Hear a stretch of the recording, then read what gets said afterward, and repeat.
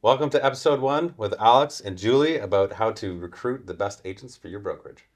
Without further ado, Julie, tell us who you are. Hey everyone, I'm Julie Key. I've been in the industry over 2 decades now. That's a little scary to say. Worn many hats in those 2 decades. I've had my own shop. I've helped one of the largest brokerages in Canada thrive. Mostly at my core is building a good culture and really creating that space where agents and people want to work. Right. Which is a huge deal here at myAbode. We really focus on how to, you know, get brokerages into that next phase of growth by outsourcing their back office software, of course. So brokerages, small, medium, and large, can work with us to help become more profitable in the short term, but also grow without restriction. So they can be profitable even in the slowest months like we find ourselves in now. But even if volume were to triple next month, our clients don't have to worry about staffing, growth pains, that kind of thing. They can just kind of grow with the market, and we can grow with them. So it's a lot of fun working with those folks. It is. It is indeed. Yeah.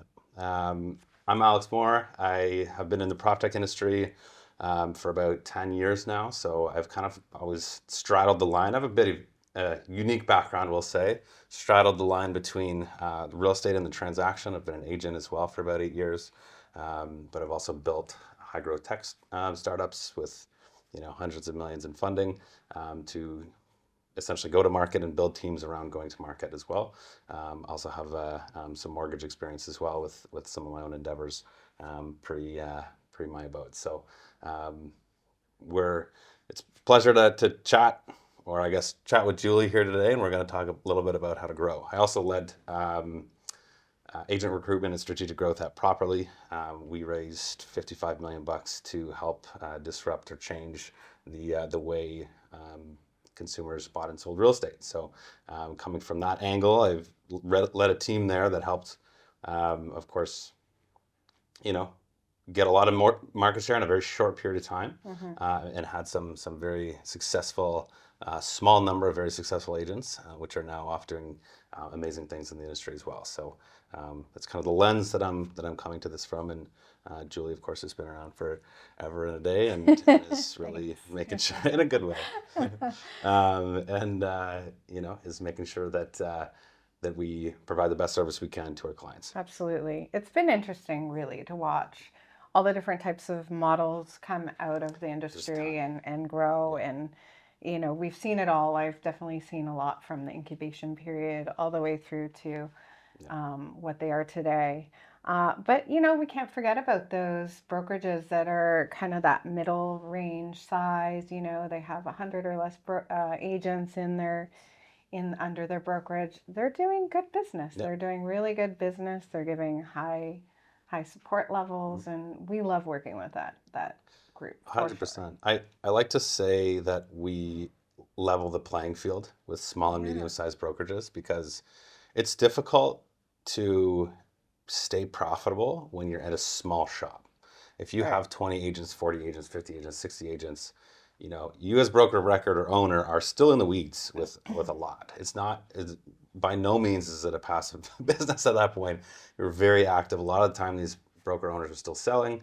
And if you're not still selling, you are, walking your agents through how to do the deals or managing trust accounts and stuff. And if you're like, if the broker owner is like me, where, we're business development people, we're meant to be out there shaking hands and kissing babies, the last thing we want to do is paperwork and administration. Be in the back end. It's not an exciting part of the business. Let's face it. And it's an expensive part of the business when you're small. It is super expensive when you're small, because you need that staff to be there through to process and to do all that back office work all through the high times. But what are you doing on the low times? Exactly. I was just talking to a client today, and if they're doing, let's say, 40 deals right now a month, and they have their back office staff, like either they're at capacity now, which if they grow, they're going to need to hire more, and then you have to manage more people, which is a whole nother, thing. or you're drastically under capacity and then you're actually wasting money. So at least fast. And so what we try to solve for is outsourcing that back office on a per transaction basis so that no matter what, you're always making money. Whether you're doing 30 deals one month and 100 deals the next, there's no more stress on your plate, at least from a back office perspective. Reducing and eliminating that fixed cost. That's what we're here for. That's it. All right. We got to dig in now. Let's dig in. I want to dig in, and I'm really excited about the topic of recruitment today. Yeah. I think we're going to touch on just a small segment of recruitment and what that really means and looks like. What are we going to talk to? What are the 3 points? I think it'd be helpful to touch on a few key things. It's not all encompassing. We don't have that much time. It's a big world. But I think if we focus on starting with what you actually want to build as a broker owner, who you should go after, what are the profiles, how to find them essentially, and build a system around that, and then also how to retain them. Is a huge one, especially in this industry. Yeah, it's massive. So, on that note, I guess let's talk about kind of how it's changed and how the industry's kind of evolved, especially over your tenure here, and as we grow into the future, like what's changed and how should people think about what to build next? I think the first place they have to be and start, the first place they need to start is within, and really have a really clear vision. That vision of what you create is really what will drive the passion to growth. And without that passion, honestly, a lot of people want to make money. That's what we all have to do to survive. But if that's the only driving force, are you really going to be passionate 5 years in? I don't know. You really want to feel that. So having a good talk with yourself, really internalizing what your vision is and what that looks like, and then you can start that roadmap. 100%. I mean, at the end of the day, the business is not an index fund. Like, it's not a set it and forget it. Like, you are active, and really you can only get to the point where you're not active once you reach a certain point and a certain scale. So you got to love it. And I think beginning with that end in mind is a really important thing. Specifically, I think there are a few types of brokerages that you could build. We'll sample a few. Yeah. You're like, low cost, low service kind of brokerage is one super popular model, especially these days, where agents are maybe giving a deal fee or maybe a small monthly or reasonable monthly fee, and no commission or very low commission. That's one model. I gotta say, on that model, I was broker of record of Right At Home Realty. Kind of know it well. Yeah. But that's become a space that's tougher and tougher to compete in. Because you need the scale to make it worthwhile. You need to think really, really huge. And also, I think these brokerages with that model are stepping up their game. They actually do have more of a value proposition. So you got to know if you're entering that space, you got to be super competitive and know that, there's still services and offerings that they're providing of value. And also know that if that's your model, you can't really stop at 50 or 100 agents because the revenue's not going to be there. So you really have to get up into, I would argue the high hundreds and even thousands as soon as possible just to make it worth it. Yeah, absolutely. I think for sure thousands. Yeah. It is. Yeah. 100%. So the low fee, low service model is one. On the other side of the spectrum, you'll have high fee, high service brokerages, which are really fascinating to me because there's a bit of an assumption that agents just go to the cheapest thing, but they don't always, right? No. It's not actually the full picture. They'll go to where they think they can make the most money, but often that is in environments where the fees are maybe a little bit higher, the splits are maybe a little bit higher, but they're getting a lot of professional training and coaching from whether it's the broker of record or their fellow other realtors, like if they can be in a team of all-stars, so to speak. It's that synergy, right? That synergy that they want to be a part of, that collaborative environment. They feed and breed off of each other. And that's a really great space to be in. I've been in that space. It's been really great. Agents just, they don't mind sharing. They don't mind, they want to network with one another. They want to, hey, what are you doing on your social? What's working for you? What's happening in that arena? And they're sharing that info. And that culture really, they breed off of each other. Elbows are not as sharp as So sometimes they true. are. We've seen that too, for sure. I've seen that in my years, for sure. It's gonna happen, Yeah. no doubt. But yeah, it's an interesting, like with that kind of, if you're looking to build that brokerage to tie back into recruiting, it's a different profile and is of agent that is going to go for the high fee, high, service than is going to go for the low fee, low service. Yeah. You might have, I've seen in the past, high performers, they pay higher fees on the one side, and can make great income, great businesses for themselves. Seen agents do like, anywhere from the mid hundreds to even crack $1 million in GCI and commission income, being part of that model. There are some that can systemize it outside of that model as well, but you're very much like, you're kind of on your own that way, and you have to build that business yourself. Yeah. Whereas if you want a more collaborative atmosphere, collaborative environment, you can attract those high performers even in a high fee environment, which is a little bit contrary to, I think, some of the understanding out there as well. Yeah, I absolutely agree. As far as who you should hire for each profile type, we'll say, I think it's a really important point that we'll kind of get granular with. Sure. So I think part-time agents, although agents within the industry don't love, I would say full-time agents don't love that part-time agents exist. It will always happen, I think, in this industry, in this business. There is a place for part-time agents. I think it's in that lower fee model where they can exist. We can debate this a little bit. Yeah, of course. But yeah, primarily overarching, 100% agree with you. Yeah. They more fit in a lower fee model. But I've seen so many examples of good part-time agents now. Yeah. Not to say that they're not good.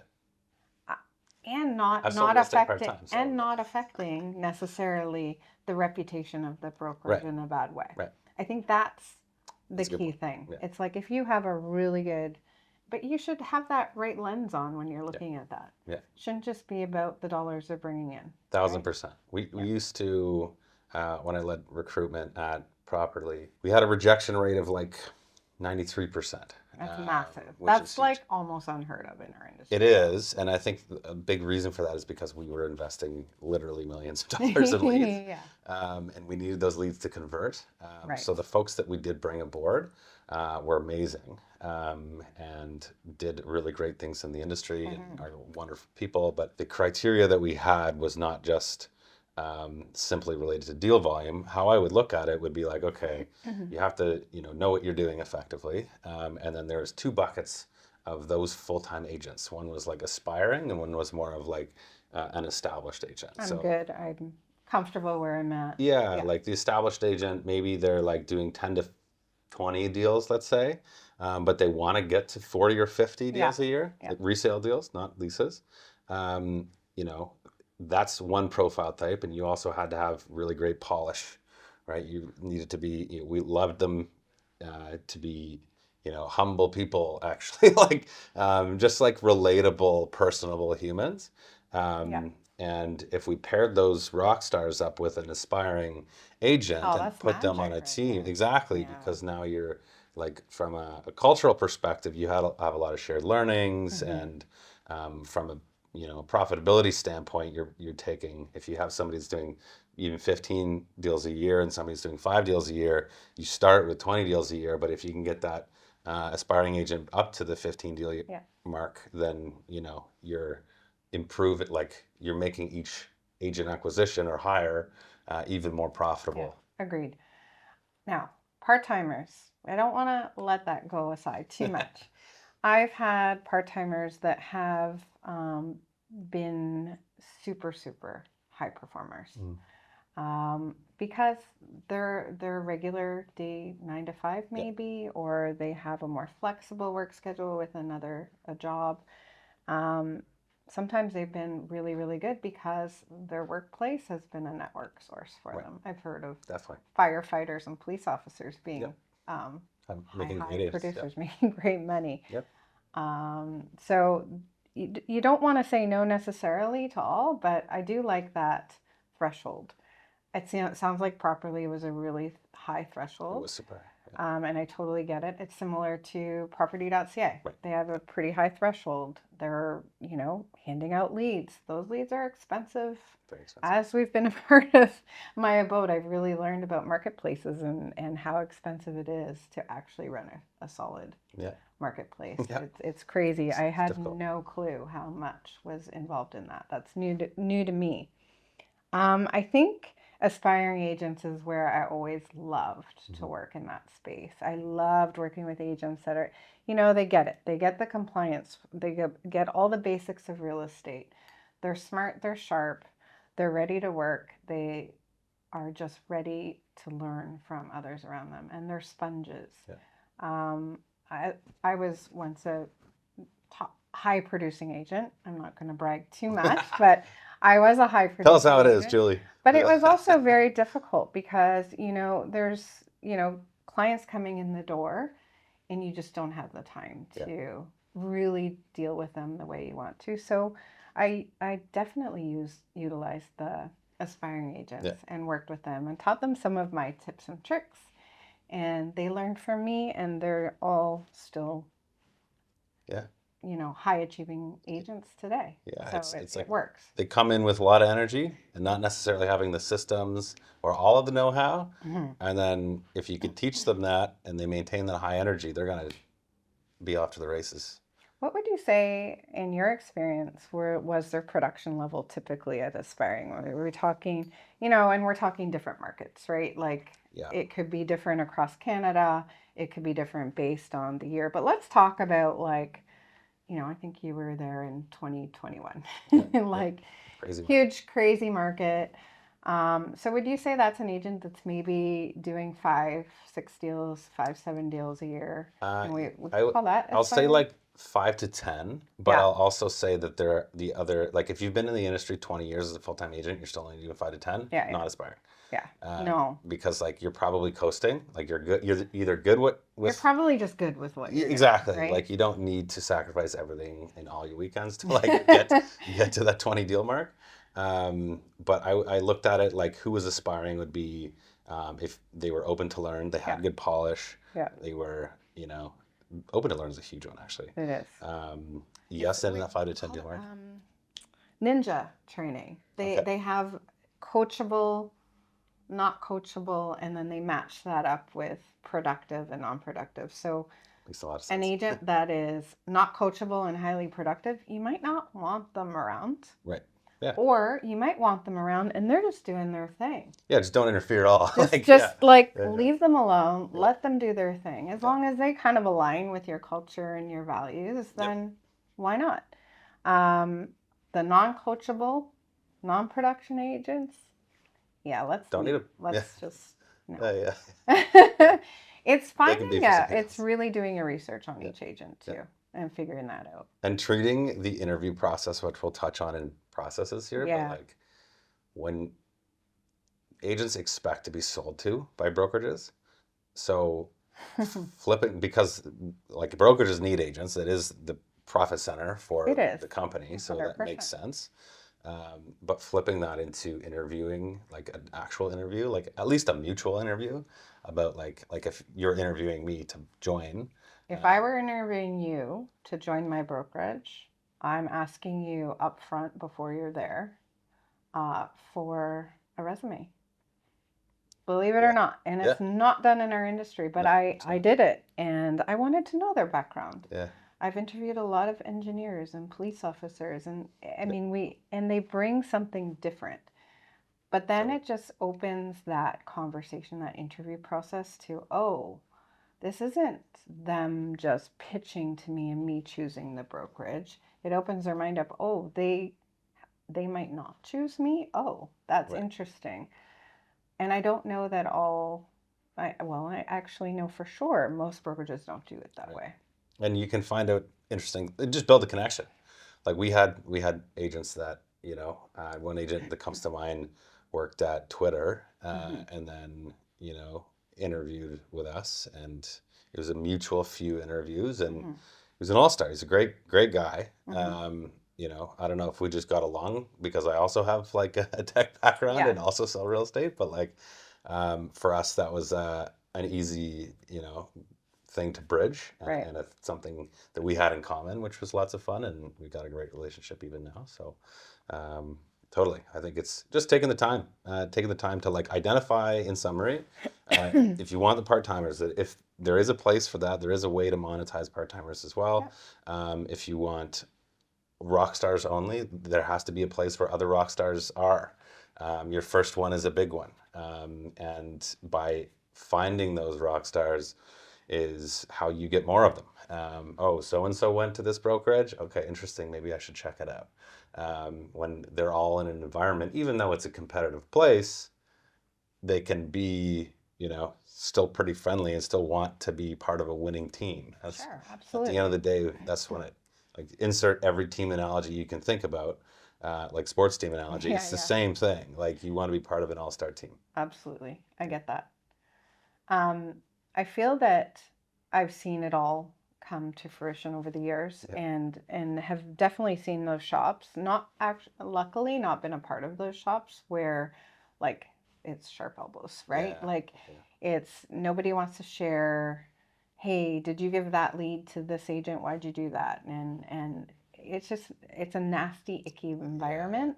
But I think you definitely can build a brokerage, and there's lots to show for this And we, out there with all 100%. rock stars. And even like in a practical example, every agent knows that if you ever want a deal, you just go on vacation. Because as soon as you're trying to unplug yourself, you're gonna get phone's gonna ring. Hit book. Yeah. Spend any money on getting away from the office, and then you'll get booked for a lease deal or something. Yep, So absolutely. it's always the least valuable ones. Which is a great reason why you want to build, as an agent, a great 100%. group of people around you. Yeah. And be around the people that, if you're passing a new client, a past client on to somebody, they're going to be white glove service the whole way. Exactly. And you can figure out that, like, lots of agents, if you're friendly enough, hey, can you help me out with this buy side showing? No problem. They show the property, and it's no big deal. Yeah. Some, okay, just, pay for your time. Here's a couple $100. Here's a nice bottle of wine, whatever. Just help each other out. Recognize that there's time put into it, but like, it doesn't need to be a sharp double environment. So Love it. Those, if that's what you're looking to build, focusing on these, like, interviewing agents that are subscribed to that, is a really important thing. And there's different ways to monetize this entire industry. So, like, I think just taking your time to vet the agents that come on and not necessarily hiring everybody, is a really important way to actually get where you're going. I think we have to touch on brand new agents. Sure.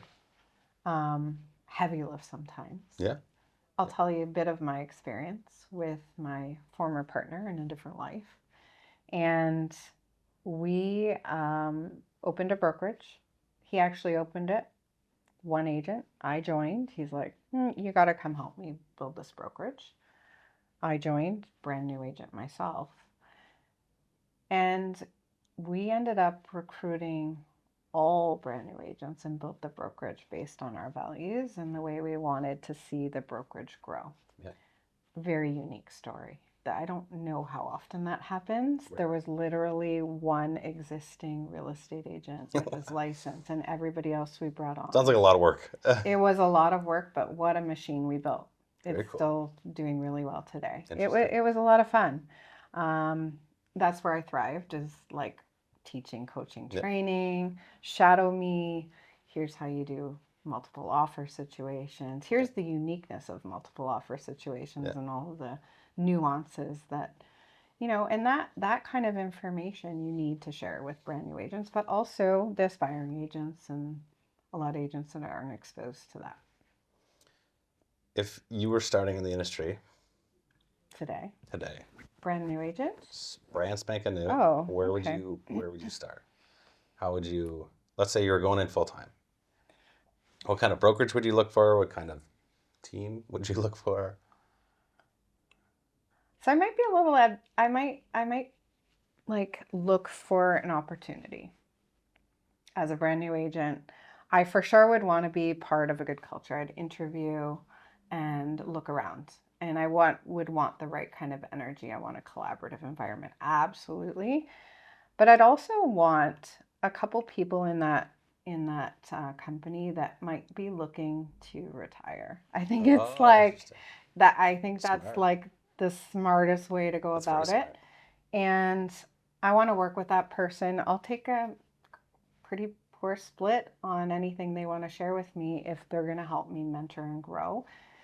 And that's a little bit different than joining a team. I want to convince somebody that I'm going to be a good part of their team. And then listen, at retirement, anything in your book of business, I'm going to give you a cut on. Right. And then you can Yeah. go off to Florida, you can go off to Costa Rica, wherever you need to Yep. go. And you've trained me. I'm going to take care of your people, There's and you're 25% always of going to be everything. paid. Yeah. That would be my It's a great way to do it. avenue in. Yeah, yeah. Common in the mortgage industry as well is to do that. Is it? Yeah.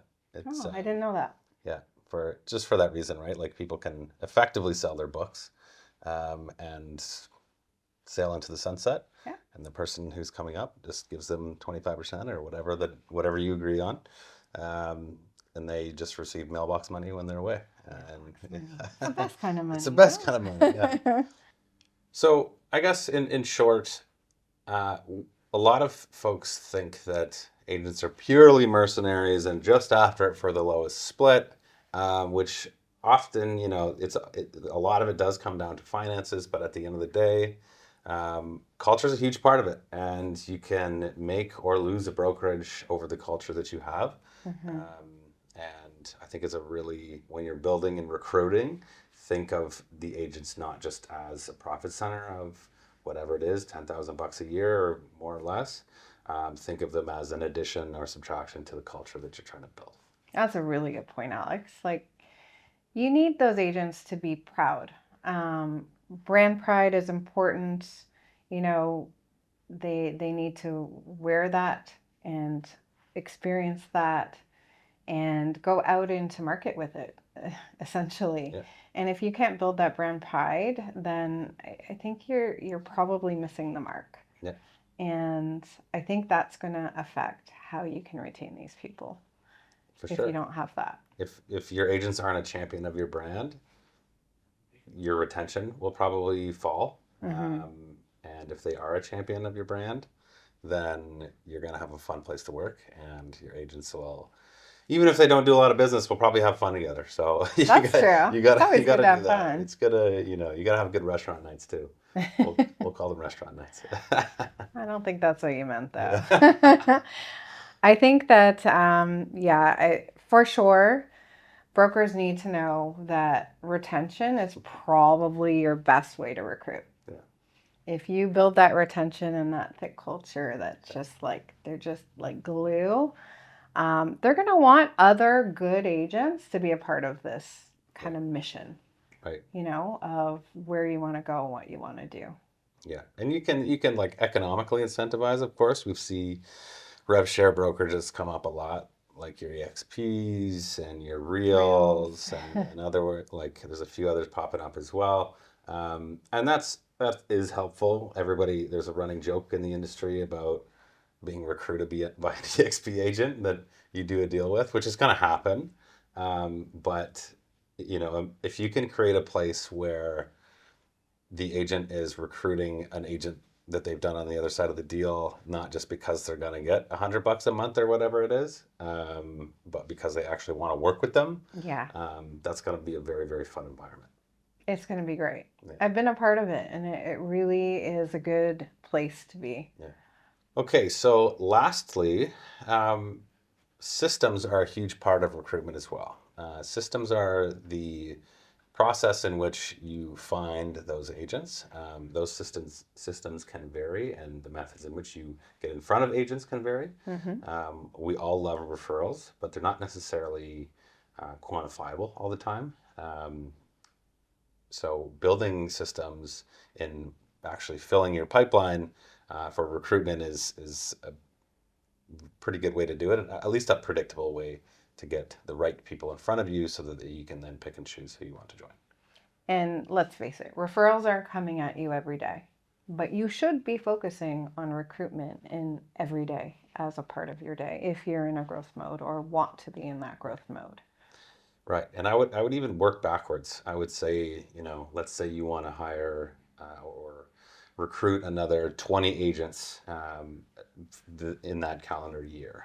You need to figure out exactly how long it's going to take you to get in front of them, how long it's going to take you to chat with them, how long it's going to take you to like interview them, and how long that interview is going to take for them.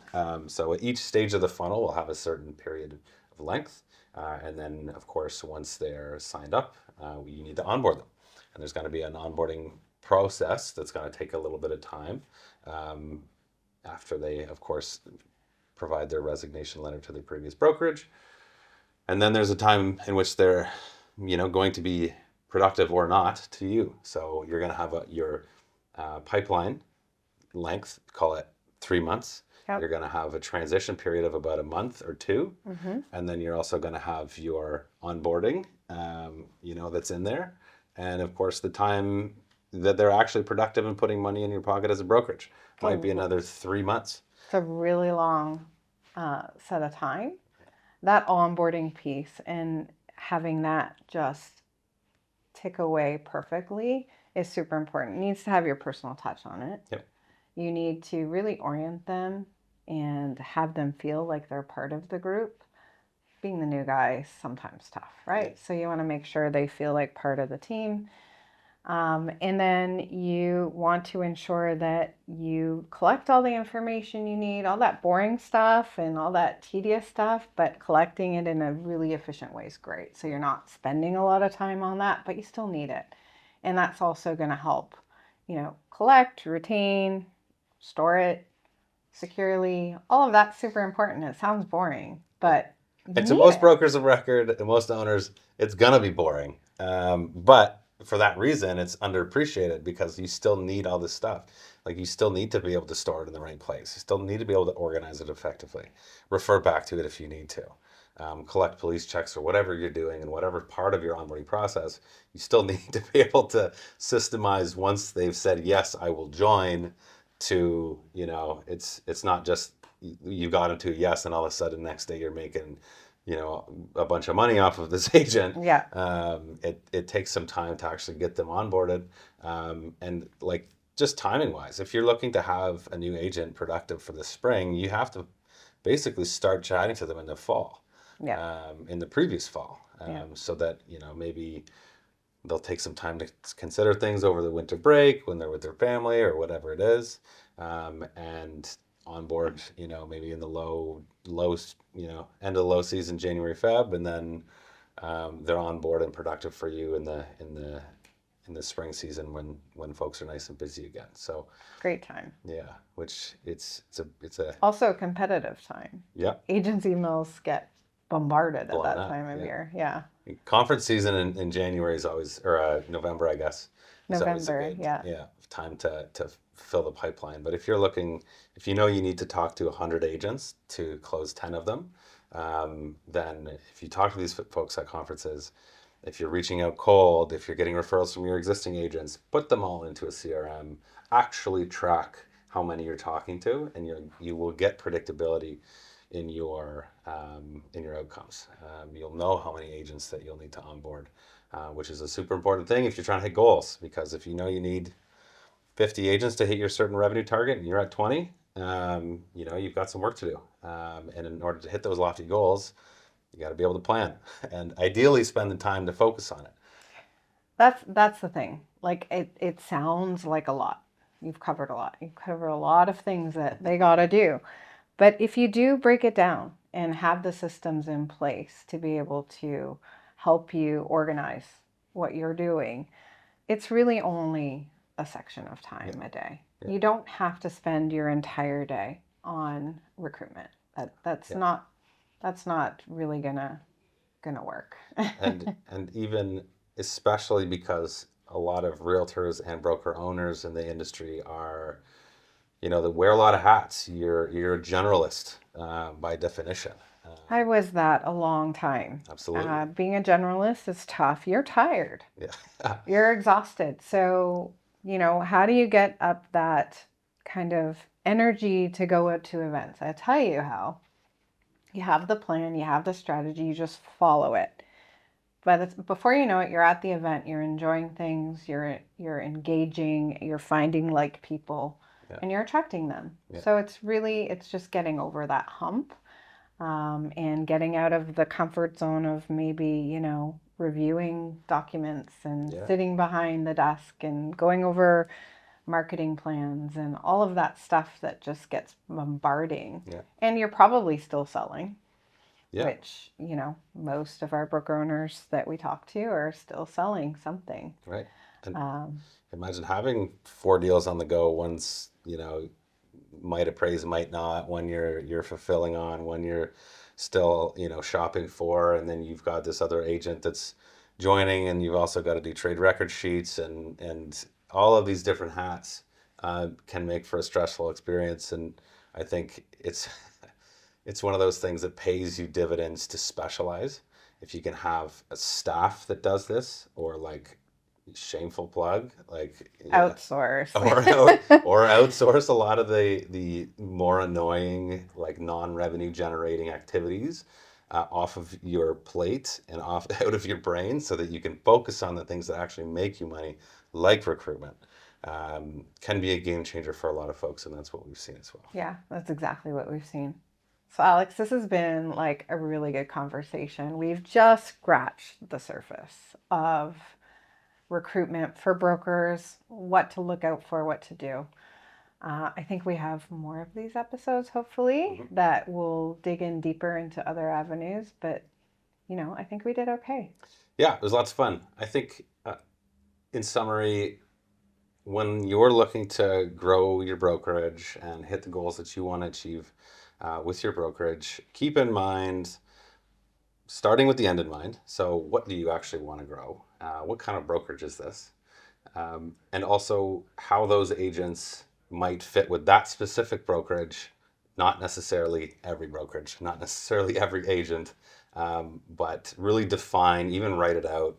Highly, highly suggest at least writing it out, what exactly the profile is of what you want to build, and then selectively, look for the agents that can help you achieve that with the specific profiles of agents. Yeah, and these agents that you're recruiting, and you really want to learn how to make them brand ambassadors, right? You want you want them to champion your brand and be a really good part of this meshed system. On systems, don't forget about systems. I know it's the boring part, but hey, it's needed. And if you don't have them in place and they're not working well, it's going to show, and it's going to affect the experience and potentially even be a bit of a domino effect. 100%. If you want to grow, you need the systems, and you need to find the right people to support your vision at the end of the day. So, hope you guys enjoyed. That was lots of fun. We had fun. We can talk about this all day long. We So, could. stay tuned, and we'll chat to you again soon. Thanks.